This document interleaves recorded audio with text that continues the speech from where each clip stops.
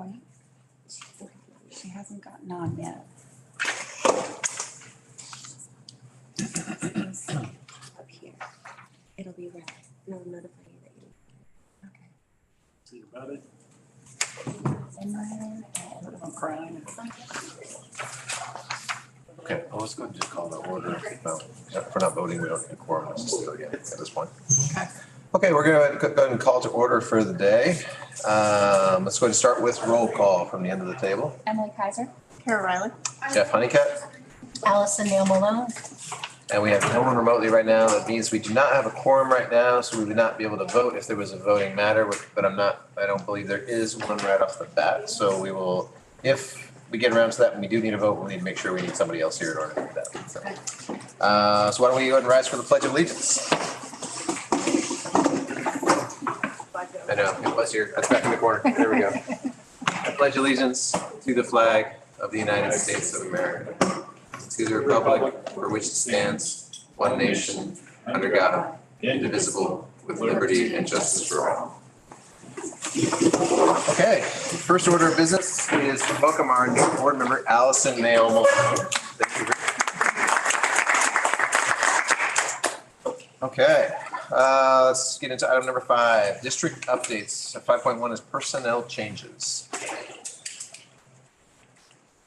So we started out the month with 3 new personnel, and one has now been in our resignation list. So we only have 2 new, and then we have 4 that resigned. We are currently got a replacement for our culinary. We are interviewing currently for the nurse.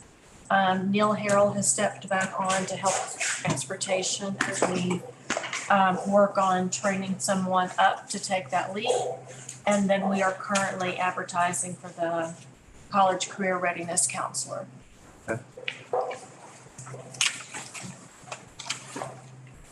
Any questions on personnel changes? If not, we'll move on to 5.2, the lottery registration and enrollment update. So what you see is our current enrollment and then our new 23-24 wait list and lottery information. So we have openings in our high school, and we currently will focus all of our registration efforts in that area. Is this trending pretty much in line with what we've seen in the past as far as more room in the high school than the elementary setting? It is. Any questions from the board?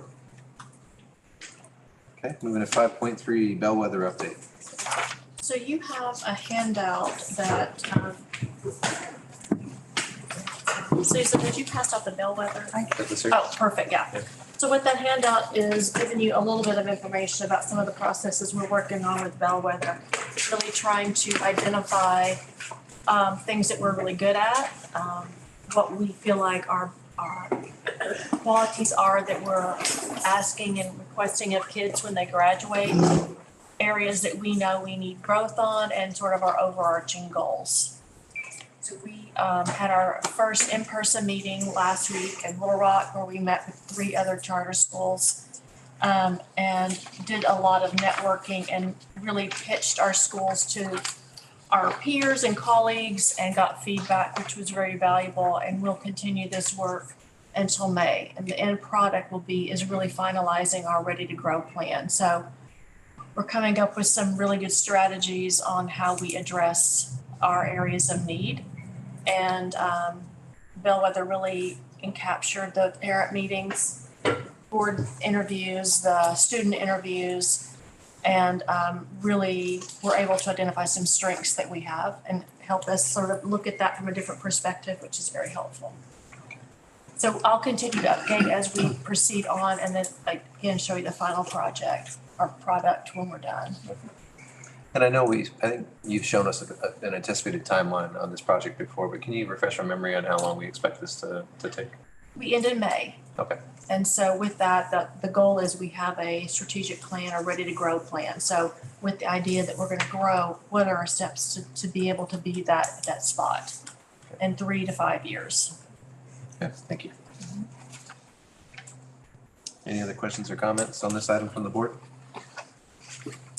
Okay, if not, we'll move on to item 5.4, arts integration and visual and performing arts update from Erin Jones and Amy Kessler. Go ahead, I'm gonna get this right. Okay, sounds good. Okay, so I'm happy to tell you that Alyssa and I have gotten together since the last time, and I don't remember who suggested that we have a student section for the performances, but we are gonna start that in May, and we're excited to have a section just for the students to sit and cheer on their peers. Today, we also had a Maddie Davis workshop. He is an artist that's visiting the Momentary, and he works in transdisciplinary arts, and he came in with the students. We had students from every art form come in and work with him, and he did a fabulous job, and we hope to have him back because he has a long standing relationship with the Momentary. I also wanted to talk a little bit about our Pathways program. I don't know if some of you saw the letter that went out to parents, but we've been including it in the course catalog. We're going to have 4 pathways: a performing arts, a visual arts, CTE, technical training, and what am I forgetting? Music. And so this will allow students to commit to a pathway, and when they complete that pathway, they'll get a graduation cord. So we hope that it will encourage students to invest more in the art forms. Let's see. We also have the elective fair coming up. It's for 7th through 12th grade, but we're also going to bus students over from the 6th grade so that the students on that campus will be able to see what is offered. It will be open to the parents until 6:30 in the evening. And we will also have a table where 6th grade parents can come in and ask Ellen, Jamie, and I questions about what it's like on this campus. So we'll be available. And then all of the summer enrichment programs are up, except for maybe one. We might be adding an African dance camp, but we have, I think, 13 camps this summer, so that's a lot. Most of them are through our program, but Arts Live will come in, and Ozark Ballet Theater will come in and host their own camps. We have culinary, choir, sewing, dance, digital arts, transdisciplinary arts, music education, technical workforce training, and some acting courses also. So it'll be a busy summer here. And that's all I have for you. Good, thank you. Thank you. 2 things real quick. We have a couple of exciting things happen. Number 1, Gibson Guitars. You're familiar with them? Gibson Gives, as a part of the Gibson Guitar, like to give back. And so they were looking through the South, and we were actually recommended to be a school of which they would then give back to, which is very, very exciting. So this is an $8,000 scholarship, $9,000 scholarship, excuse me, plus a Gibson guitar of that student's choice. Electric or acoustic, yes, tricked out to do kind of whatever. It's a pretty good deal. So as this recommendation, they wanted something in the South in remembrance of Sister Rosetta Tharpe. And so when they had called, I actually got the call, and I said, this is fantastic, because we had a PD just recently that recognized, and we kind of went through all of this, and they were just even more ecstatic about it. So Dr. Patrick Sowings, hey, how you doing, Marissa? Is heading this up. So one of our guitar students is going to have this wonderful opportunity to use this towards a scholarship and have a wonderful guitar, and they'll be recognized at the South by Southwest that's in Austin, Texas next month. So that's pretty exciting. We also had Tyson Foods contact us and asked if perhaps some of our students would be interested in painting a mural on their newly acquired building, which is downtown. They have it all primed, prepped, and everything. And I was like, yeah, we could be interested in doing that type of thing. You want to come over and have a conversation? I did that on purpose. So they came, gave me a tour. They're like, this is exactly the school that we want. And I said, and look at our culinary. And they're like, you have culinary? And I said, yes. And they were making some kind of French cuisine, something or other. And of course they sampled it and they're like, what's your protein? Like, oh, we don't have any proteins. We just do. Like proteins? Yes. So guess what? We have protein. So fantastic. So Charity has gone through and has already made this happening. It's just absolutely fantastic. And then the last thing I'm going to kind of mention, I'm going to go over here, just kind of show you some things happening. You will see in front of you, each of you have a card and you have a couple of little wooden things. These actually came from Ukraine. We've been talking about our event and our connection with Hugs from Friends, and we had a wonderful, wonderful event. We've been going back and forth. Well, the kids from Ukraine actually sent a very, very large package. I think I talked about that last time. This is part of that package. So we are divvying these up among all of our teachers and our students to be able to have a little something from Ukraine. This is kind of a gift for you. And they also have kind of it's not a 3D printer, it's kind of something else that they are learning in Ukraine that kind of engraves inside the wood. So that's a little keepsake from Ukraine. It has the map of Ukraine or the outside of Ukraine and kind of little things. So take a look there. And then I'll just kind of come over here very, very quickly. This is just from our website. If you ever go into the arts integration component to try to show what's going on. So kind of the whole story about how this kind of began is all here. So feel free to do that. I just kind of updated a little something and now it's not working. What is it? Oh, that's because I'm doing something over here. There we go. So this kind of goes through. Forgive me, I just put in this one highlight and I see it says awareness. So it doesn't have spell check. I'm from Arkansas, all right? Oh, there you go. So I'll correct that very quickly. Don't worry. So that just happened. I was in a hurry. But these things are all here and it talks about what we were doing with the partnership, how it started, the event. What was really kind of fantastic was our coverage, not just from local. We had 2 different TV stations that came here for the event. And of course, this was on the anniversary of the invasion of Ukraine. So 2 news stories came to cover it. And then we had 5 that actually did a really great story. They covered it live twice, and then they did a good 5 minutes coverage of it. And we had a really fantastic student that was interviewed as well. Who was that? But thank you for those that kind of came out. And so the coverages that we have there, you can kind of click on those and listen to those. But what's really spectacular in Ukraine, they had national coverage. It's the equivalent of our CNN. And it was help me out, Amy, like a 20-minute segment. And so they were there filming when we were having the conversation via Zoom with the 2 classes. And then they interviewed the students. And it was, I don't speak Ukrainian, but I mean, it was pretty powerful. So we're going to get that segment and that will be kind of put on here as well. And we still have part of this other film, a documentary that's going to be done, and they're kind of putting that together as well. But if you do go to our website, go down to the Arts Integration, you'll see highlights from the events. There were all kinds of things. We had Ukrainian culture. We had elementary art represented, high school art represented, a lot of the local organizations. We had 12 different tables represented from humanitarian organizations as well as educational organizations that filled up the commons here. Ann Wenzel with her students in the Peace Bubble were here. Our dancers were phenomenal. Our choir was just fantastic. And then Dr. Salving's learning in 1 month how to play the bandura. When I was talking about that instrument, there it is. And actually played the national anthem to Ukraine. It was really amazing. It was, I mean, even we've gotten so many comments from individuals from Ukraine that were blown away that this individual learned to master that instrument and played it beautifully.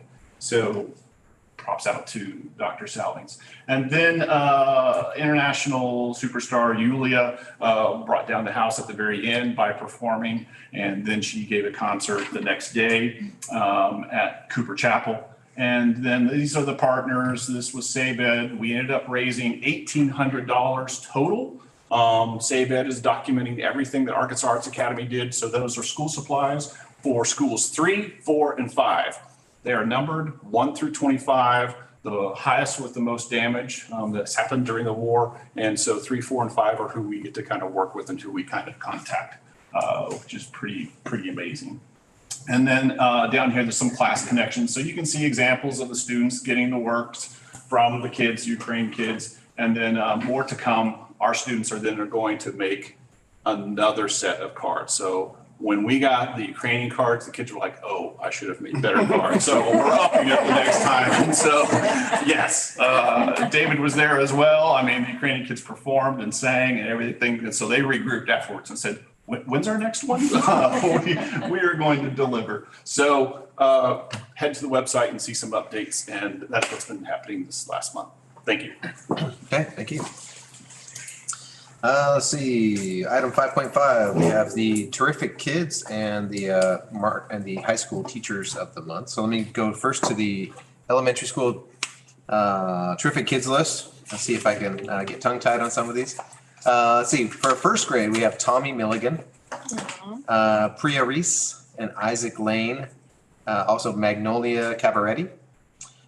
Second grade, we have Nora Muniz, Gianna Rivera, Nathaniel Hutchin Rodriguez, and Maya Kelly. Third grade, Grayson Young, Molly Bishop Snyder, Luis Pacheco, and Olivia Cavaretti. So we got a couple of Cavarettis in here. Fourth grade, we have Ali Hernandez, Jalen Hickman, and Mirabelle Beard. And then we have Hannah Gonzalez. Fifth grade, Owen Gardner, Jackson Sparks, Kennedy Humphrey, and Annabella Cordova. Sixth grade, Dylan Kiesling, Christian Agard, Laura Donadillo, and Sophia McMillan. And then kindergarten, Isabel Medina, Matthew Pierce, Axel McNee, and Armando Mexicano. So let's go ahead and give those guys and gals all a hand. And then we have our March High School Teacher of the Month, which I think we have. Let's see, high school, and do we have an elementary school as well? We do, actually we have two, okay. So let's go ahead and go with our elementary school employee of the month first, which is Miss Lainey Adams. Woo! Giving a speech about Lainey? I always. Okay, we gotta hear the speech. Yes. Lainey and I, we crossed paths a few years ago in grad school, Yeah. Before I had kids. before she had kids. Any She didn't have a dog. I did have a dog. Yeah. I was wondering, what is this person doing? You know, I got to know her. She's amazing. Our paths crossed again 6 years ago. She's amazing. And I think we're so connected. We have to be connected because last spring break, I'm headed down the Grand Canyon. She's headed up the Grand Canyon. Run into each other. So it's just meant to be. Love Lainey. Her kids love Lainey. It's always what's best for the kids with her. It's never too much, never, I don't have time. We don't hear that from Lainey, and we ask her to do more. She's one of our leaders, always willing to step up, and we're so proud of Lainey and glad that she's able to be our March Teacher of the Month. So. I'll say my kids often speak fondly of the crew at the elementary school, and thinking about teachers they used to have, and Lainey's name is always one that they will that they'll keep in that core group of their favorites. So yeah, now we can clap for her. Yep. I'll do it. Okay. I have all my Pi Day gear on. Oh, it is Pi Day. Yeah. Congratulations, Delaney. Okay, y'all ready? 1, 2, 3. Got it. Thank you. Hang on to it. And Miss Winslow. Okay, let's go ahead and jump to our high school teacher of the month, who is Ann Wenzel. There are not enough words to describe the amazingness that is Ann Wenzel. She is so humble, but yet she is everything that a teacher at Arkansas Arts Academy should be. And appeals to all of her students. She has this quiet intelligence, but this quiet love that just permeates everyone around her. If there was anyone's classroom that I could just sit in and absorb all of her wise sayings, it would be Anne. You gotta get your awards and your photo op too. You can't escape the photo op. Are you gonna take a picture? 1, 1, 2, 3. Good. Thank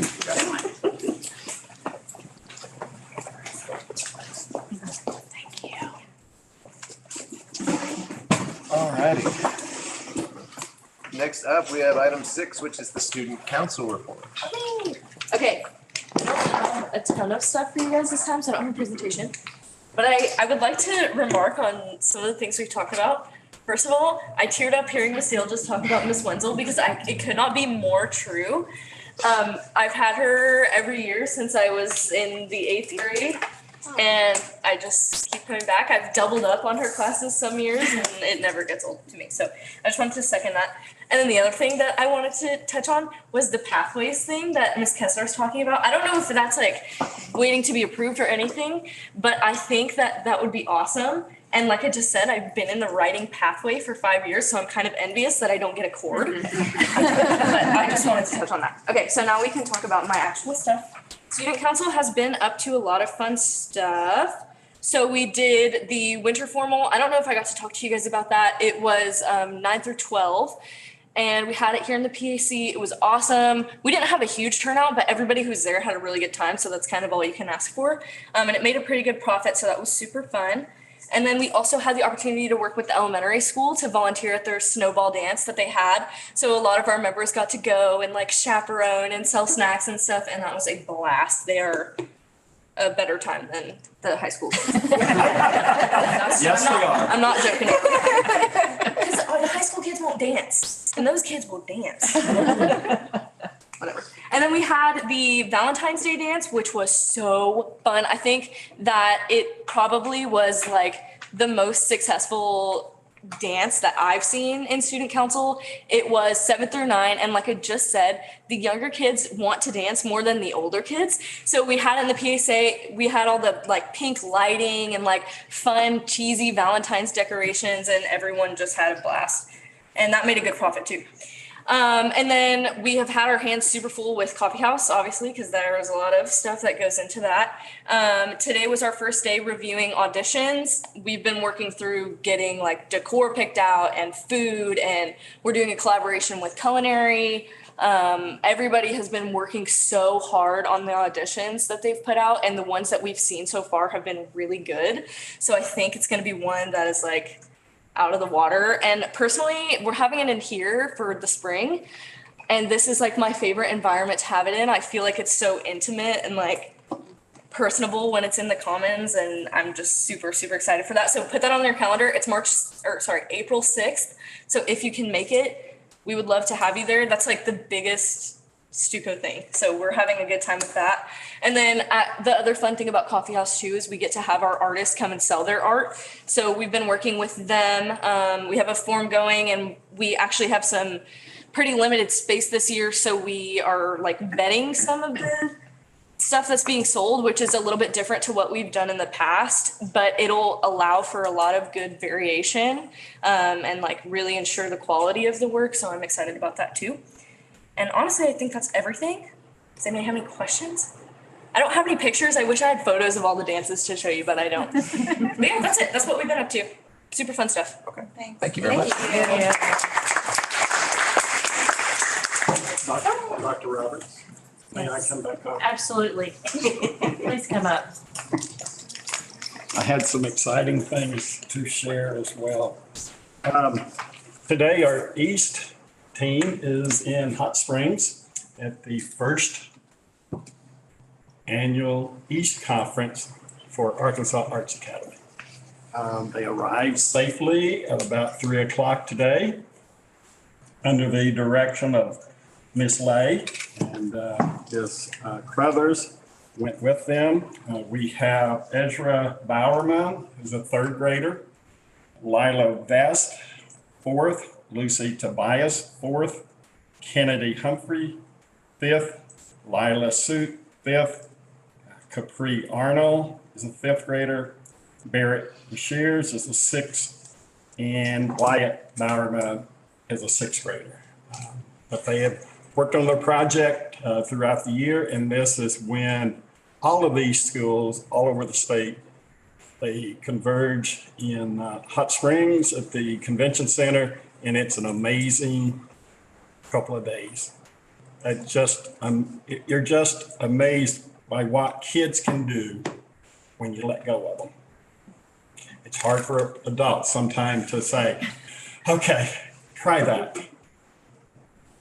And they just blow you away with what they come up with in the projects. And I know they're going to come back with stories on Friday. They get back Thursday evening, and they'll come back with stories and excitement that they'll share with us, over the next few days or a few weeks, and maybe we can have some of that to bring back at the next meeting. But they're going to have a great time. So wanted to mention that. Are you going to mention about the Walson family coming tomorrow to our building to see what we're doing with the Artful Learning training that we're going through, what strategies we're applying in the classroom? We're ready for them.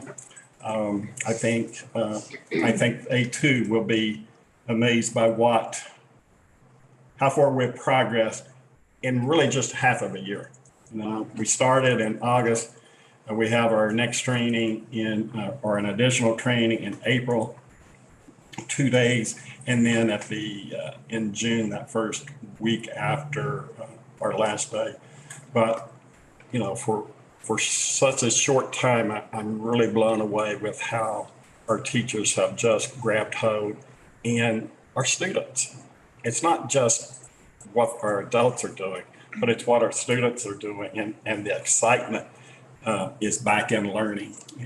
That's where you get kids. That's how you connect to kids. So we're looking forward to their visit tomorrow. A quick reminder: we've been working on, if someone would dance around over there, working on our safety and looking at the grant that we will receive.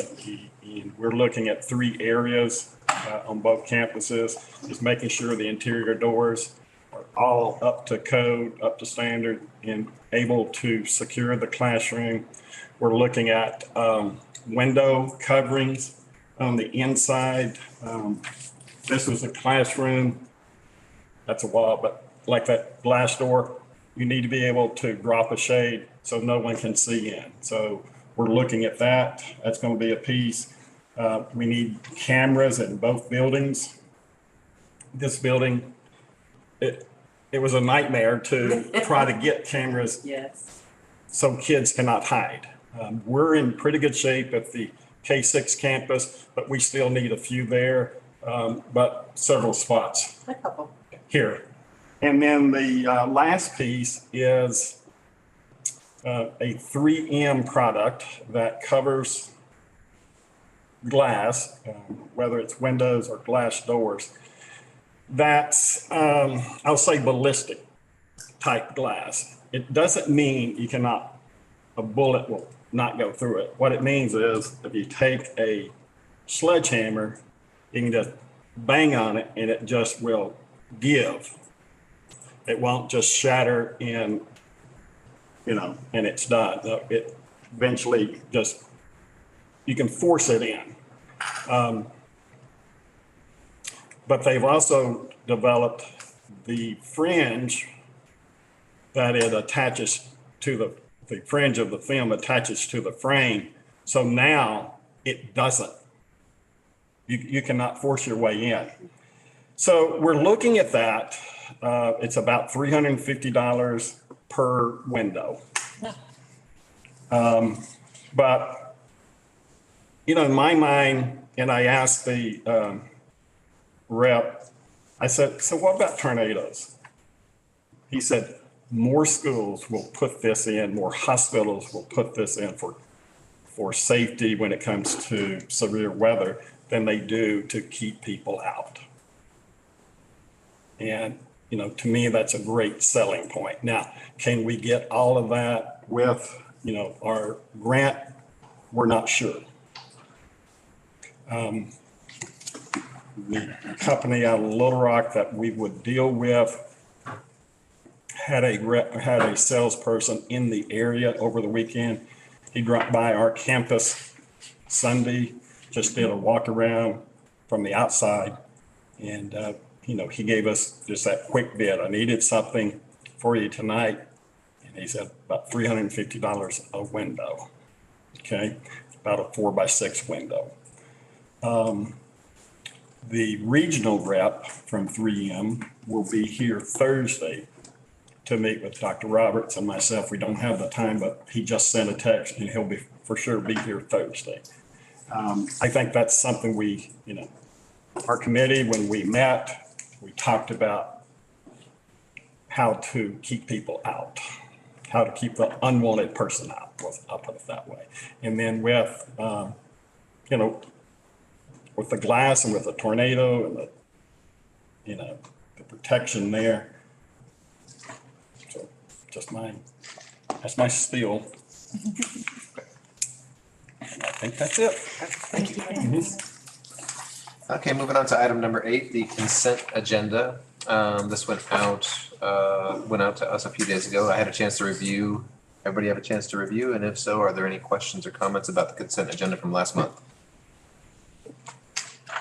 If not, and we do have 5 now. If Marissa's here, so we do have a quorum. I'll entertain a motion to approve the consent agenda. So moved.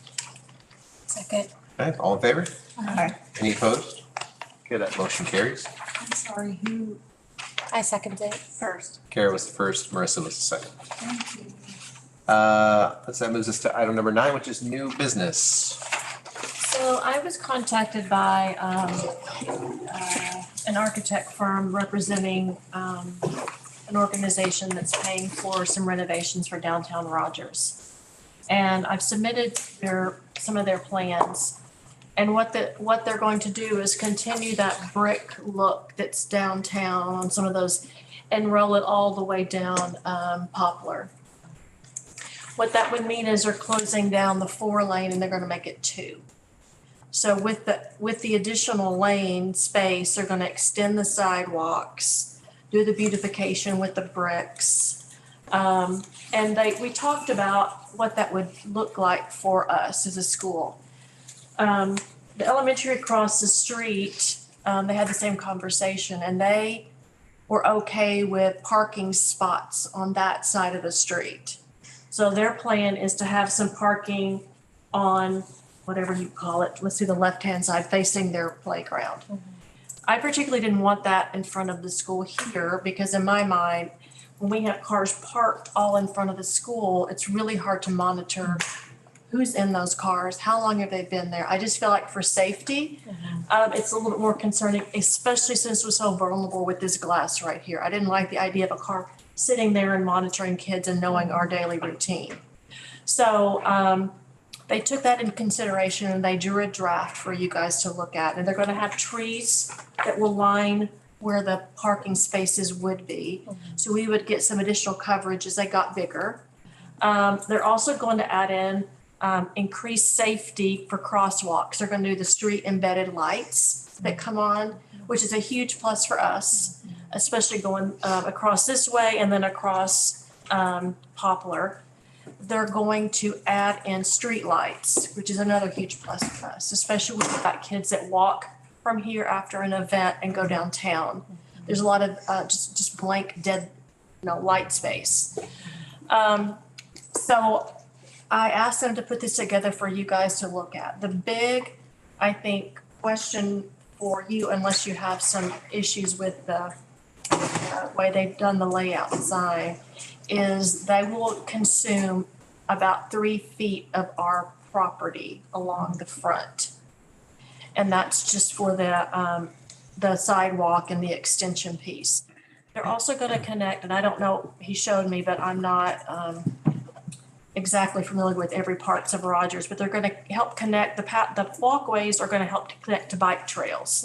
So this is gonna also help some of our kids at bike or just traffic in general. But so the property part is the discussion. We have a couple of options. We can sell it to them or gift it to them. The major funder for this project is the Walton Family Foundation, who is one of our big grantors, or yes. So that is for your discussion and decision. You don't have to decide right this moment. You can think about it. But I do take in, I mean, I think it's important that we also honor the people that we receive a significant amount of funding from. How long, you said it's 3 feet deep. How long is the stretch?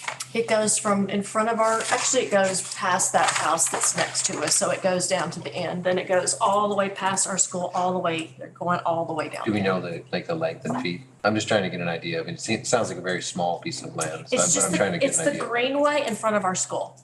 Okay.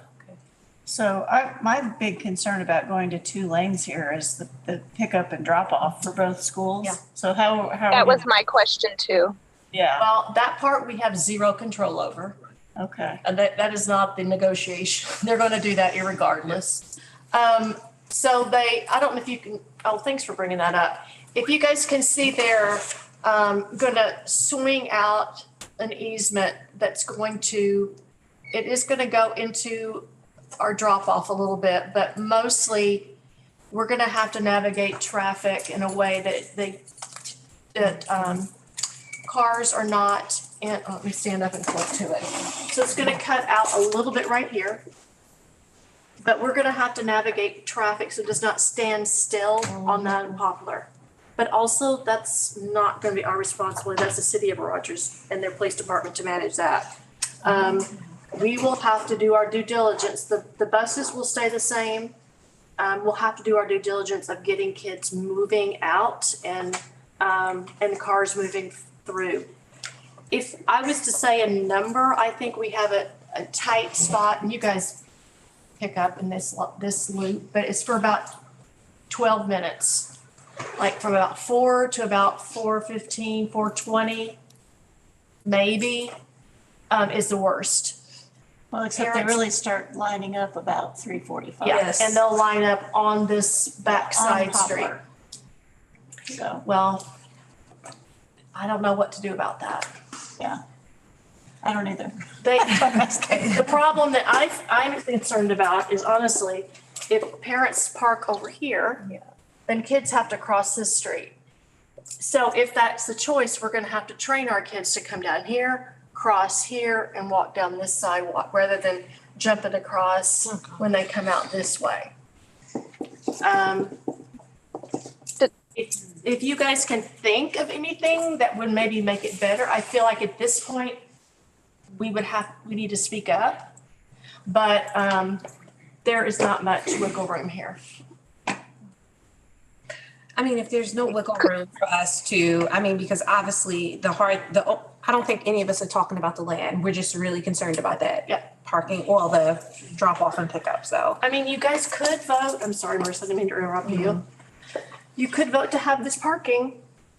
That would be the only thing and be similar to this, but again, it's the safety piece that I just, Yeah, that doesn't fix the 2 lane. no. There's still gonna be 2 lanes each, one each way, that's really it. Yeah. And the thing that I considered, I know that the police will be responsible for the management of the traffic, but that kind of town gown relations piece, our neighbors and community members are going to say, you know, the elementary school their traffic is backing us up, and, you know, the 712 campus traffic is backing us up. And I wonder if the city or, you know, the folks who are doing this plan had any thoughts about how to mitigate that. They knew it was going to be an issue, and he was actually kind of new and young and a little bit nervous to broach that news to me.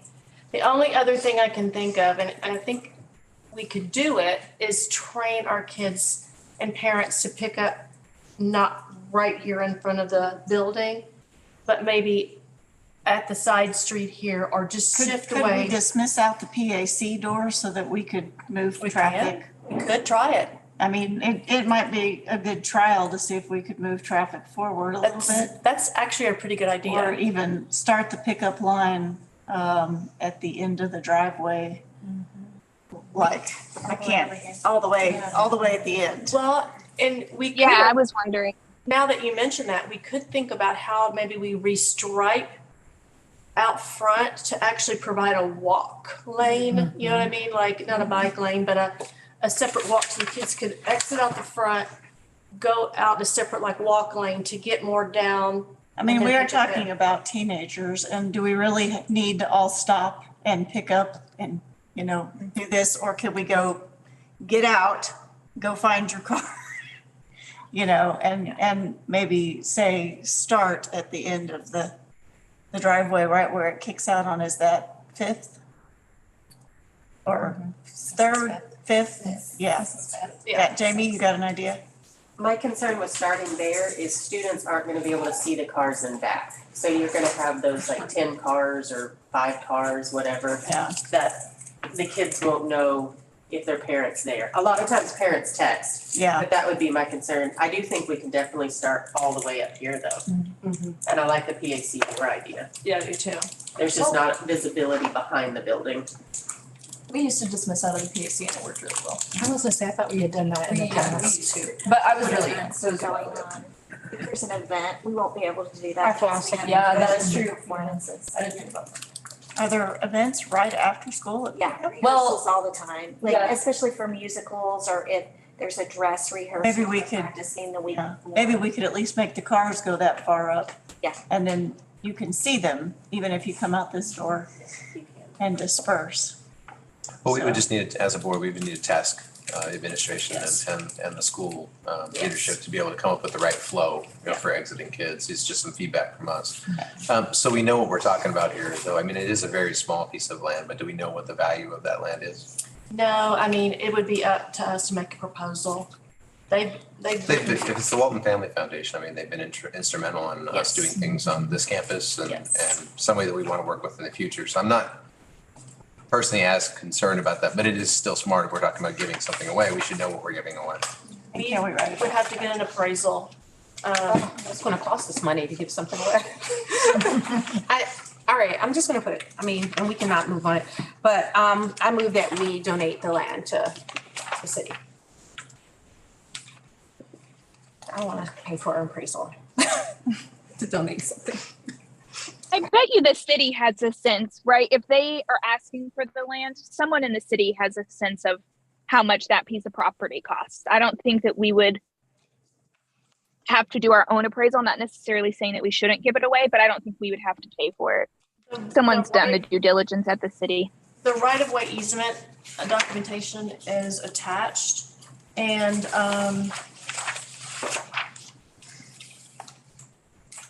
we would sign off and then have a boundary. I don't believe there is an estimate on there, although they do list out the exact specifics. I am more than happy to reach out and get as much information as you want to see on this.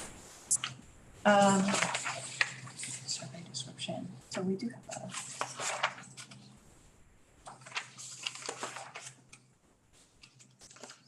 But I do understand knowing the worth of what we give in kind. So 306 feet. So 306 feet across and then 3.14 feet deep, is that There's more to it than that, though. I know. Also around the turns, you've got some. about some other 0.3 types of- acres?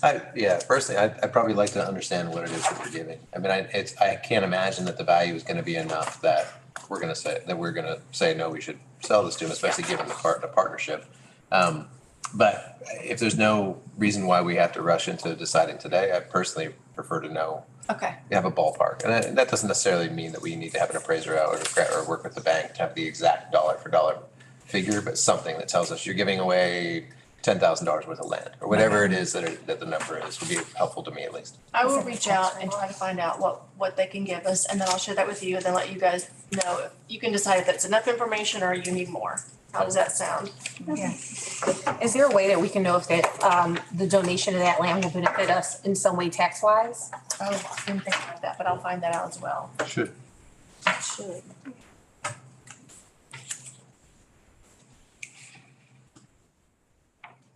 Okay, are we finished with that particular topic? Okay, moving into our next, still under new business, but it's the board election timeline.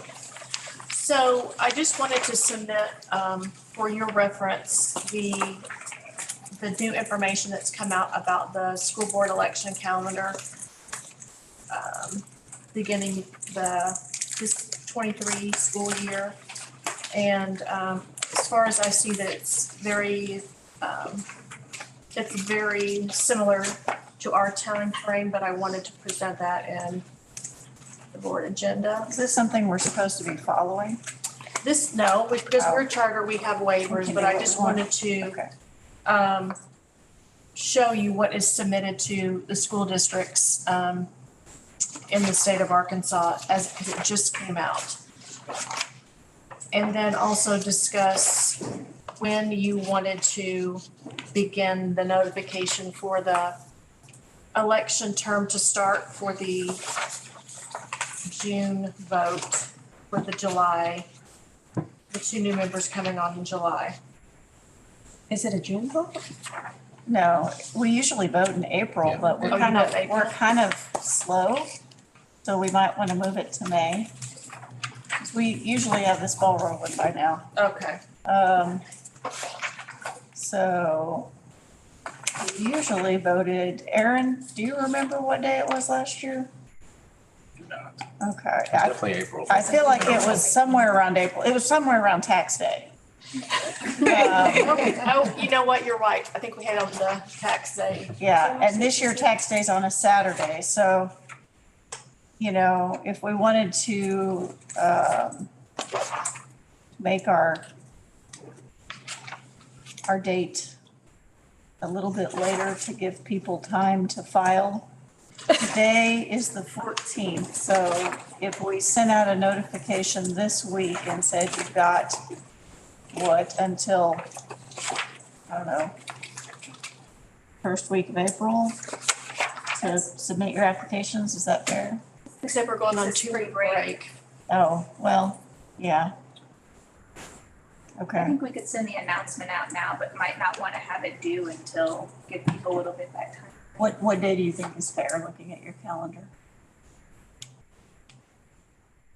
'Cause it's not like it's a huge endeavor to fill out the The form. board meeting is May 9th,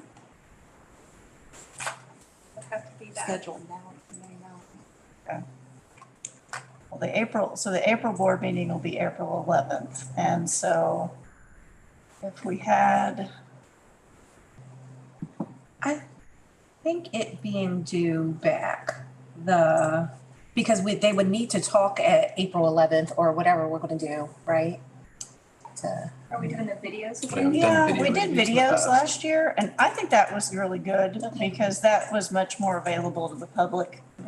You know, I don't think talking in a board meeting is all that helpful, because there's Okay. hardly anybody here. I think the videos were nice. So, putting out the information, so, you know, to me, like, 3 weeks to get your stuff together and make a video, and maybe 2 weeks for the public to review that information. So, I don't know, what do y'all think? So due by the 14th. So application, yeah, I was gonna say, applications due by April 14th. And what day do we want to have the election? Is it a day or is it a week? Was it I a, think they had a week It to was a last week. year. You could go for the first weekend. First week in May? Yeah. Okay. And now who will make videos now? Because it was people who were no longer here last year. Aaron, this, Aaron? Aaron, is that you? We're sitting there. We can probably We've got ask cameras. ask a teacher, AJ Harris. Okay. If he would like to make he would. videos for Or everyone. Max Salings. Max. Max Or Salings. Max, we'll ask Okay. a staff member. And so then maybe we would say the week to make videos is the week after the 14th. 17th to the 21st. Yeah. Okay. That works. Yep. That way the election is before the end of the year. That's the big thing for me, is make Yeah. sure we get that in before the school year wraps up. Okay. So let me get this, okay, so they need to submit it by the 14th. And then videos 17th through 21st. And then they are live the 24th through the 5th. And then voting is the 1st through the 5th. Sounds right. Okay, and then it will be announced at the May meeting. That sounds good, thank you. And we have, what, 3 seats? Do we have 3 seats? So Jeff, Allison, and who else? I think it's just two. Okay. Yeah, just- Susan, is it just two? 2 seats, Jeff, and then. Allison. Yeah, Allison, sorry you have to run again. The stress, you gotta go through all Yeah, that. stress again. Okay. Okay, let's move to item 9.1, the 2023-2024 course catalog. So I submitted the course catalog, which is a big document, but it's probably the most concise and well-informed document that the school has had since its origin. We really tried to mirror some of the bigger districts in the information we provided to parents, and also be very clear on exactly what kids needed to graduate, and then also highlight the options that we have at Arkansas Arts Academy. So because of the LEARNS Act, our course catalog will not only have to be and should be on our website, but it has to be submitted to the Department of Education. And what their Department of Education is doing is they are making a master list of all courses offered at every school in the state to provide to parents the opportunity, if they chose to go to another school to take a class if that worked out for them. So we wanted to make sure we defined our classes well enough that provided the community with a really good description of what the classes entail. You'll see in this course catalog, we've increased our AP offerings. We've really defined what it looks like to be in high honors, distinguished honors. We've also talked very clearly about the concurrent enrollment and what that looks like, how we're managing our credit recovery. And then also just the classes we need to graduate. Is honors at the 7th and 8th grade level new?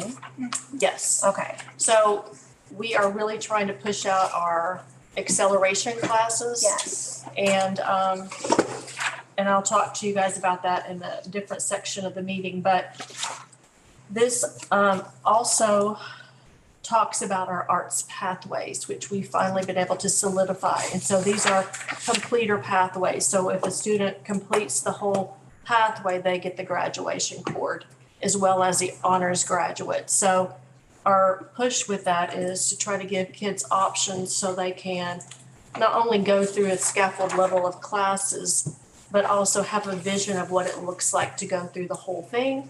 And if they choose not to, then of course they can skip around and take all the electives. The other parts that we're adding in also are the internships. So that as we matriculate up, to add in an internship opportunity for those kids at the end of their pathway so they know what that experience looks like with our community partners and out in the sort of workforce world. Also, we've added in the community service piece. So with the new LEARNS Act, community service is a requirement. We will begin grandfathering that in with the 9th graders next year. So they are required as a senior to have 75 hours. So it's 15, 20, 20, 20. So we'll begin with our 9th graders, but we're also going to encourage our, 10th, 11th, and 12th to do that community service. And we've been working with TASC on really defining what some of those opportunities are. But it's also helping at the performances, doing some events, going to the elementary school and performing, other things that are arts related. So we're going to work defining what those opportunities are. So really what I'm asking you is to look at this and then approve the course catalog. We will use this as we begin registering students. So our next step with registration is the elective fair, which is the 6th of April. And then after kids have a good idea of what the elective options are, then they'll select their courses. And we are using, and the school has had available to them, but have not, to my knowledge, used it. It's a program called Naviance. And other schools use it, but what it is an incredible tool to help kids really manage their pathways on their own. It's also great for college applications. It's almost like a Common App. And they match their skills and their interests up with colleges that would meet their interest levels and their capabilities. And then it gives us and students, they can take virtual tours of those specific schools. It's an incredible piece that we're missing. And with our new hire, once we hire that person of our college and career counselor, they will use that very closely.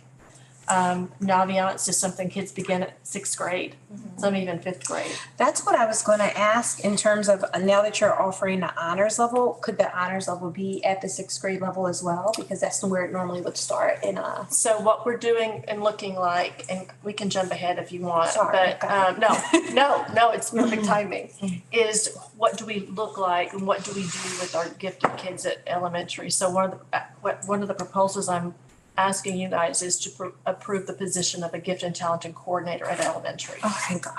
And what that person would do is help facilitate the gifted programming, but also help rethink what that looks like in the classrooms and look at maybe some class splits, a 2-3, a 3-4. And so we're beginning to place kids in classes that they can learn from their peers at the same time learning sort of higher content, language and conversation. We're also strategizing with how do we move kids up a grade level for certain content classes and then back down for their, and have some flexibility like that. Elementary staff has done an incredible job this year with their PLC teams and identifying their pacing guide and identifying all the things that they're assessing to ensure that they're meeting the standards and addressing their curriculum. And they're also, platooning, meaning that kids go from 4th to 6th, they go to one teacher for something, another teacher for something else. And so with the 4-6, that's an easy area to move kids into certain classes for certain content enrichment. But it's also not necessarily pushing them in those advanced classes, but it's also giving them time for that moment of just accelerated learning and hands-on building where they get to those higher level thinking opportunities. So there's a lot of progress being made with our gifted, and when we talked before at our workshop, we talked about the need. And so we're really pushing that in play. So we can give those kids those opportunities and hopefully get 6th grade taking pre-algebra and getting 6th grade into some levels of reading that they are ready to, advance when they get to the high school level. So that's the plan for that. I think also, with all of our extended AP offerings, we're going to really shore that up too and know ahead of time before it wasn't available to kids and teachers who was going to teach what AP class. And so they didn't have the summertime to give kids the summer reading list, the summer AP boot camps, all those things that allow that rigor to really accelerate once school starts. So we're doing that this year. Awesome. Okay. So the first thing you were looking for was a vote on approving the course catalog itself, correct? Yes, Can I ask 2 questions? yes. Does the new East thing at the high school meet the computer science requirement to graduate? Well, it does not, but there is also legislation in play right now that graduation credit is eliminated. Oh, okay. So I don't know if that's gonna pass or not. I was kind of in my mind trying to figure out where that East was gonna fit in the graduation path. East is, it's an incredible STEAM place. And it does provide that higher level and hands-on building. And it really captures those kids that really want to build in computer science. We can use it as a flex credit, but we can't use it as the graduation. Okay. But what we are going to be able to do is with our computer science program is build out the East. He's also going to offer a robotics class. Yeah, I saw And that. we're going to try to accelerate some of that with the new equipment and stuff he's got. Okay. But my other question was this transitional math ready class. Where does that fall? Like, I'm just a little confused as to, we kind of have our traditional stepwise progression of math. Where does that fall? So that's a good question too, and thank you for asking it.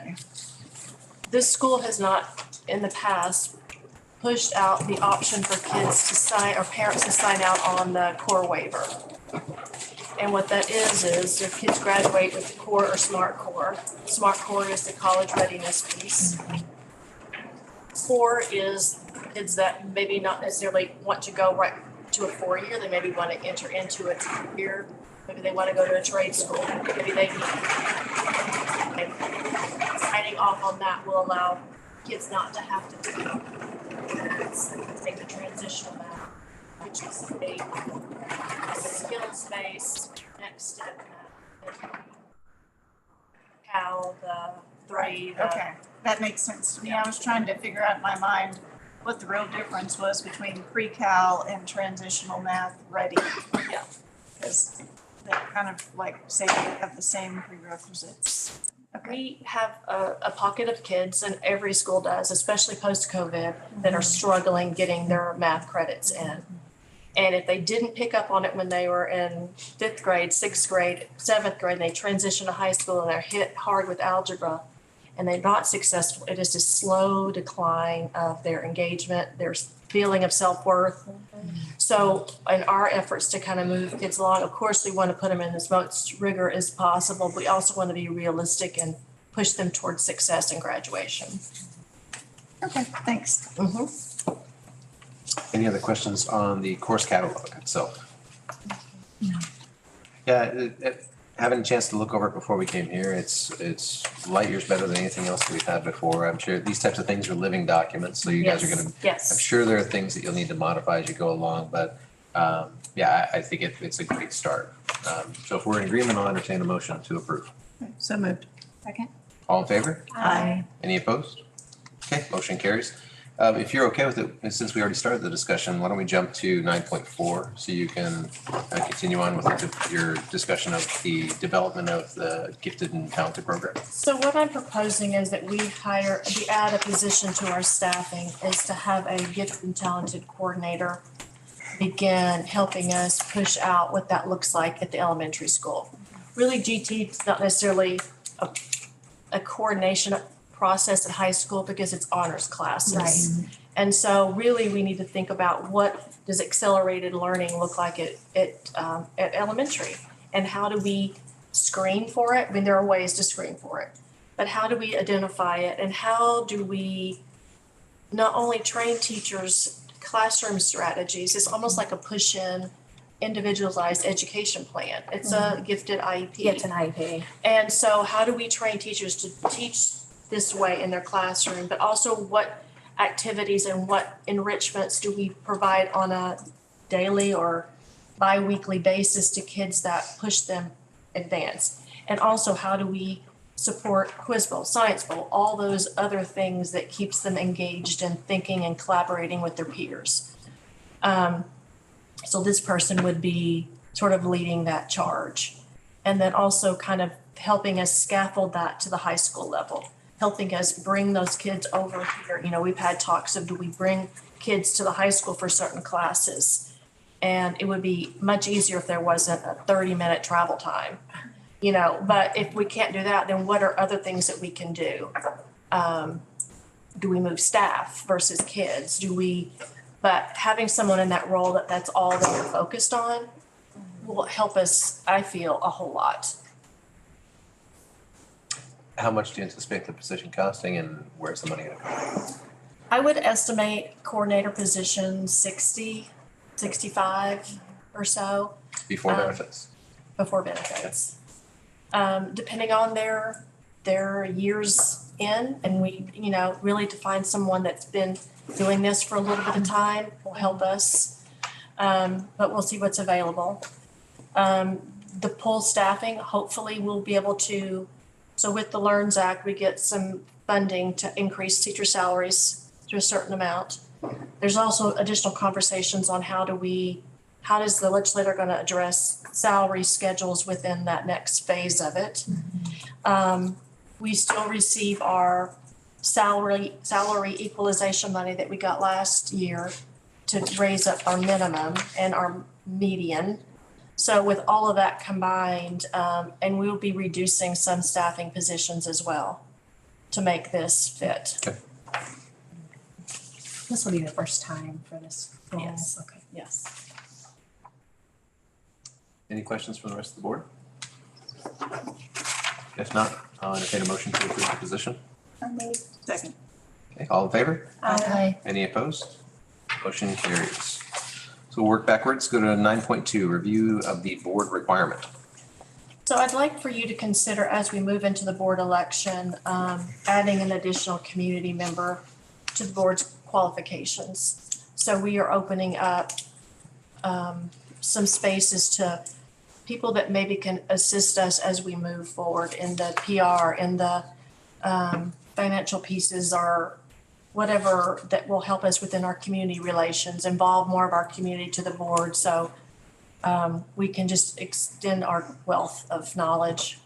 And so currently, of the 7 board seats, currently we have one position that's designated that I think we voted on that last year to allow one person Yes, of this category Yes. to be on the board. Not as a requirement that they have to fill, or they have to be it's just an outside the option, community, but as an option. Yes. And so the ask is that we would consider another one. adding that, and making it 2 instead of 1. Yes, yes, So it'd still be 5 seats on the board that would have to have parental connections, whether current or previous, to the school. But 2 could be community members that could bring unique skill set. yes. Personally, I think it's a great idea. We have a lot, we're blessed to have a lot of variable talent, I think, on the board, which is really, really good. A lot of experience in the educational system and finance and healthcare and some other things. But as we keep going forward, we keep evolving, I think it is important to at least entertain the option of bringing on, like you said, someone who specializes in PR or something along that way. It'd be great to not miss out on something like that could really benefit the school. I move to approve the additional community member option to the board qualifications. Second. Okay, all in favor? Aye. Any opposed? Motion carries as well. That takes us to item 9.3, the increase enrollment cap in 5th and 6th grades. So when we talked about some of the work we've been doing with Bellwether, one of the things that they have helped us identify is where our strongest parts are. And we, I think, again, talked about this during our work session, is we are at a wait list at the elementary. And where can we add in students that will hopefully begin to matriculate up? Like, we have to grow them in a way and provide them the reasons why they should continue to remain here. And it will be a shift to kind of graduate some students that came here during COVID or immediately following COVID that just were disenfranchised with their school district and not necessarily arts focused. So as we continue to kind of build and support students, we don't have a wait list at the high school. So the strategy is to begin to increase where we can at elementary and provide them those enriching experiences at a smaller high school environment, or with a small class honors focused curriculum or small arts curriculum, or all of those things that will make them connected, and we can grow our high school from where we're solid. So I don't want to build in right now in our lower levels. I think they need to stay where they are, but we do have the ability at our 5th grade to add in 2 more per class, and that's 8. We have the capacity right now, we've got 30 on the wait list to have another 6th grade class. And what that would do And the space is the issue, will not lie.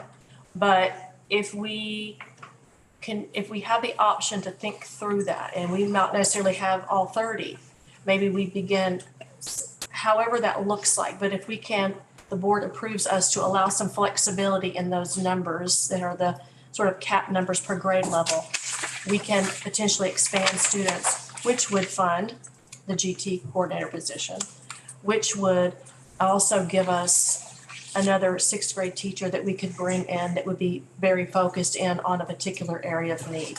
Like right now, they're math, social studies, ELA, and science. Yeah. So, but how about reading? Right. You know, if we look at our skills needs based on our iReady scores, we could ideally have someone that specializes in that. So we're shoring up their abilities before they make the jump into high school and trying to address their skill gaps. So there are a lot of details to be solved, and I don't have all the answers right now, but with your approval, we can start thinking through and provide the board with some options of what that might look like. Have you talked to the fifth and sixth grade teachers? My first question too. Not particularly. Our initial thought was, how do we get those a select group of kids over to the high school like we talked about? So it necessarily wouldn't be a heavy on the campus, but how do we move them over? I think when we provide sixth grade kids with a little bit more options, it's going to also ease their transition to seventh grade when they have 6, 7 teachers versus 4. So we're giving them one more rotation in. Again, there's a lot of logistics. We really haven't hashed out all of the GT, but I wanted you to see if that's something you felt like the district was ready for before we began negotiating out what that looks like. How does a cap at 23, how does that compare to like Rogers Public Schools and such? I mean, their classrooms are sitting at 27, Yeah. 28. So it's still small. Okay. And does the I think Learns that's- Act impact this as far as like the caps? I know at other schools, or is the charter school kind of, okay. I think that's the point of Kara's question, is we want to make sure that the reason for asking about it, are we involving teachers? We want to make sure that we're not necessarily saying, yeah, sure, you can teach 2 more kids per class. It's going to be a burden to them. But if we have other comparisons that are sitting around 27 or 28, then I mean, I guess that kind of answers that question. And I think too, we have to look at it as the bigger picture, meeting the kids' needs. And if we're breaking up some grade levels and we're dealing with our kids that have the lowest of intervention needs and the highest of acceleration needs, we have to make some shifts in how we're teaching to do that. We can't consistently remain the same, because our strategic goal is, do we get back to an A school? And we don't have any of our GT funding. We get funding from the state for GT, and we have a waiver for that right now. But when we take that waiver off our list, we get additional funding for that category as well. So it might be this is 15 kids, but the teachers are going to be involved in this. It's not something that I already have a predetermination of what it's going to look like. It's just, will you guys provide the flexibility if we can put together some proposals and we can get teachers behind this?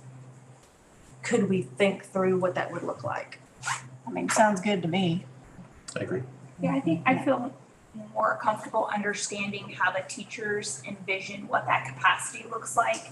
I agree that this is a good move for students, but I also know that student success depends a lot on how teachers are able to manage classes and how they feel.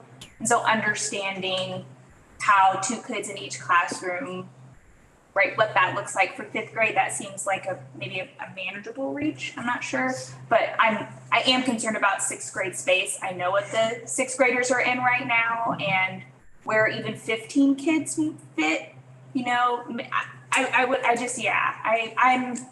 in support of exploring, but I don't know that I could say I vote on adding another 6th grade class or another X number of 6th grade students today, And based on what we have. the ask is if essentially that we'd be approving the exploration. Yes, Right. proving the exploration, because I want to be able to go and say, we have talked about the board is gonna be open to ideas of what this might look like. And then and honestly, at the end of the day, it's not gonna work, it's not gonna work, but how do we look at the elementary as a growth model? And how do we begin to expand? And, you know, having a 6th grade class here would be, I think, great, but we literally are begging, borrowing, and stealing for space. So I just think we have to continue to think creatively on how we manage kids. Okay, so I guess I'll entertain a motion to approve the exploration of increasing the cap in both 5th and 6th grade. So moved. Got a first from Kara, I'll second. second, okay, all in favor? Aye. Any opposed? Okay, motion carries. That'll take us to item 9.5, which is the School Improvement Plan Committee. We met as a work day on Saturday, and to my knowledge, this district has not included teachers in their school improvement plan conversations. And we got some great work in. This is not a voting item, this is just for your information.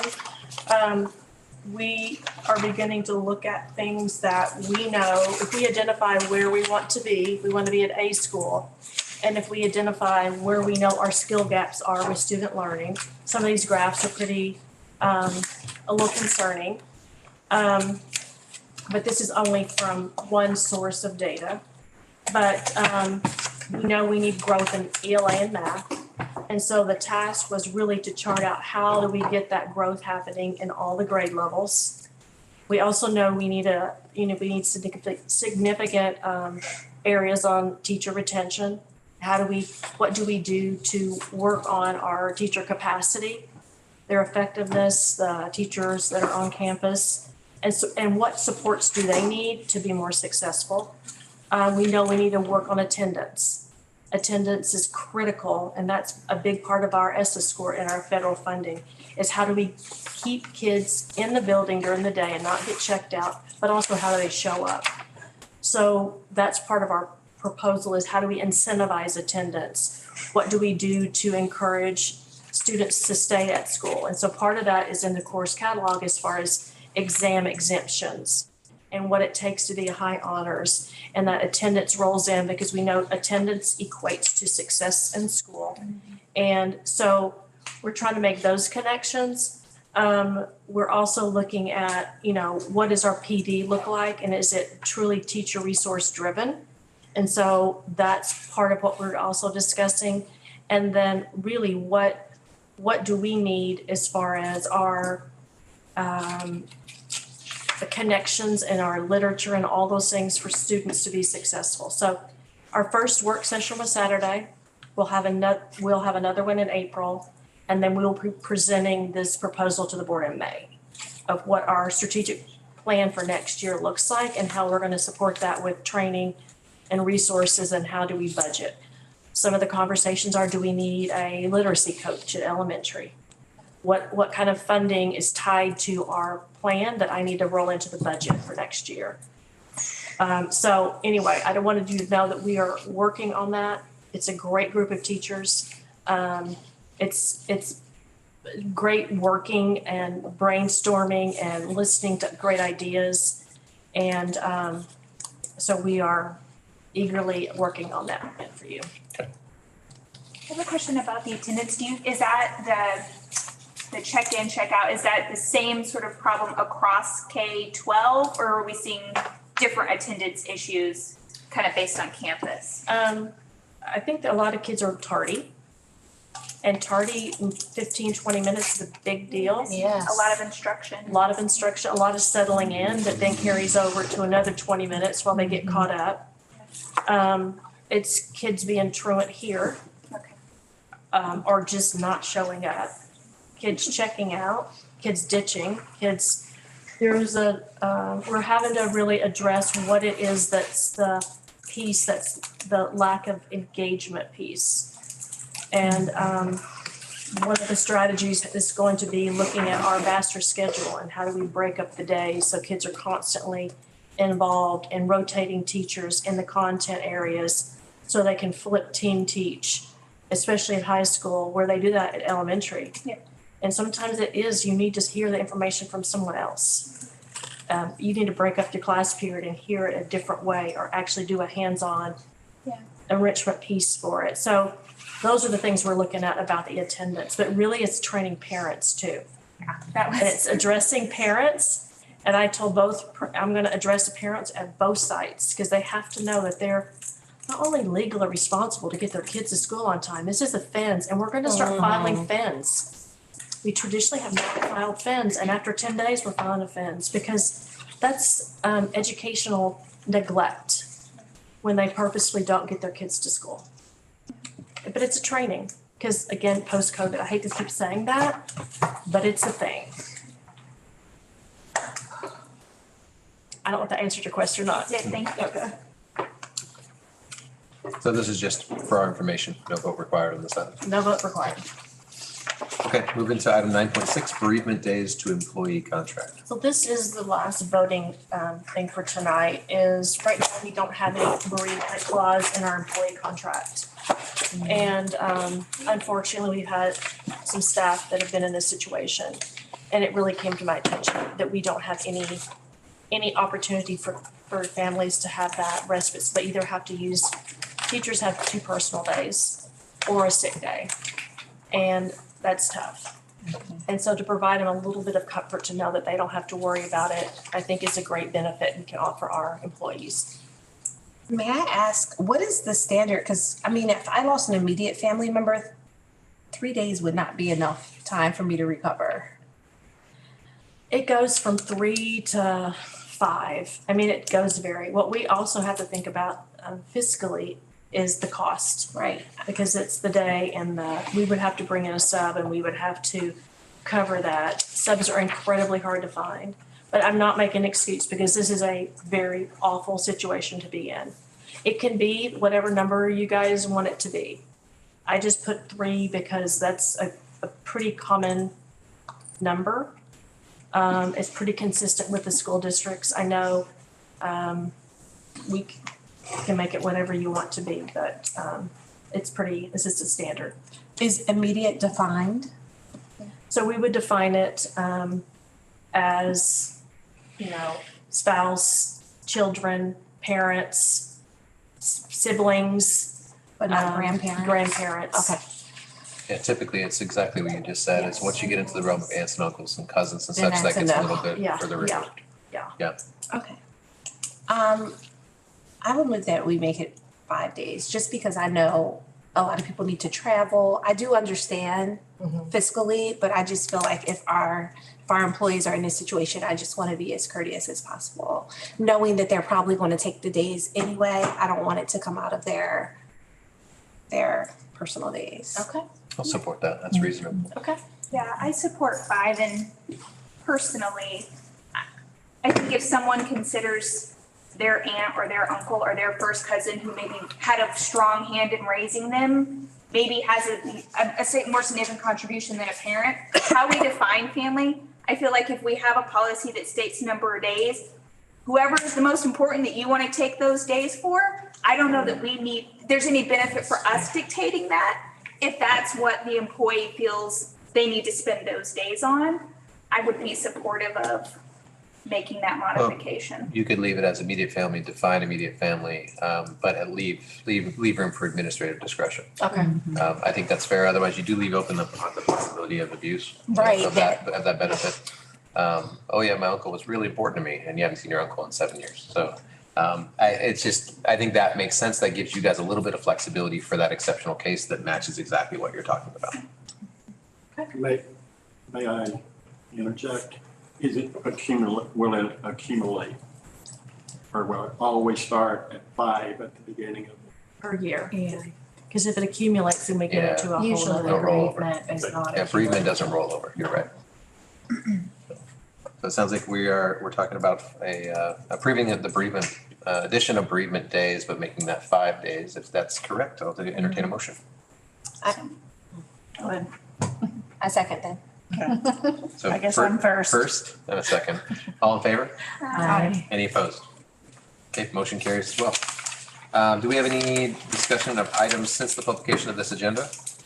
I just had one question about the street improvement. Do we have a start date?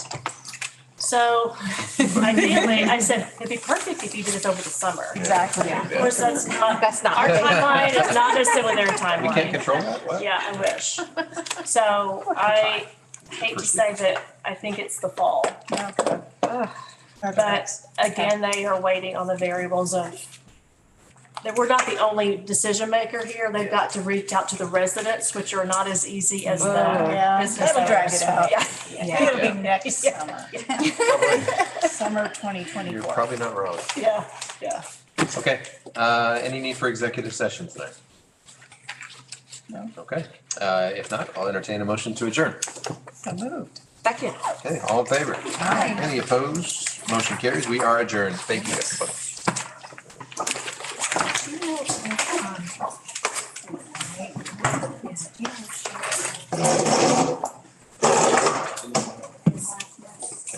Susan, were you? I missed baseball.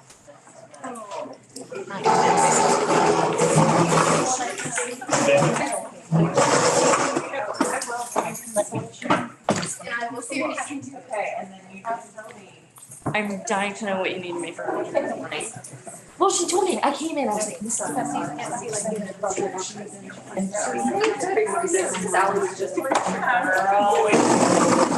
Literally, never been a bit late. Just right. I've never been late. But the one day that I am late, I was asleep. I'm very sorry. I don't know what. Possessed me. Oh, yeah. And that doesn't work. It was, Yeah, let's do this. Let's just go into the room with executive. it's nothing we're voting on. Yeah. Anything major. It was, they might just. But that's, I guess, what happens when someone tells someone else that they're never late. They're immediately late. Just kidding, we had a full day, everybody, it's great. Sorry. I think we're still